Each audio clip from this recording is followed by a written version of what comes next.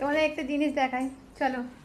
আমি আজকে first time করছি, দেখো শীতকাল পড়েছে, শীতকাল চলে যাচ্ছে, তখন আমরা বেগুন পোড়া খাইনি। কেন খাইনি? যেহেতু আমি একা আছি, আমার ছেলে বেগুন পোড়া খায় না। কিছু বললেই বলবে মা একটু বেগুন সেদ্ধ করে দাও, আমি খাবো, কিন্তু ও খায় না বলে কথাটা বলে। বেগুন ভাজা, বেগুন পোড়া এসব কিচ্ছু খায় না। আজকে যে বেগুন পোড়াচ্ছি, বেগুন পোড়াটা হোক। আর একটু চা আছে, আর হচ্ছে মানে একটা জিনিস দেখায়।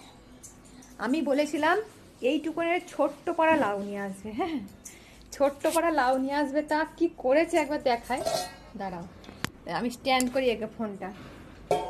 বলেছিলাম এইটুকুনি একটা লাউ নিয়ে আসবে, অরিকে চিকেন দিয়ে সেদ্ধ করে দেওয়া। তিনি লাউ নিয়ে এসে আমি 2 হাতে করে তুলতে পারছি না, এত বড় লাউ। কটা মানুষ? 2টো মানুষ। তা আবার সে চলে যাবে, থাকবো আমি আর আমার ছেলে। হ্যাঁ, ছেলে লাউ ছোঁই না, তাহলে এই লাউটা কি হবে আমাকে বলতে পারেন? কত বড় লাউ দেখো, কত বড়।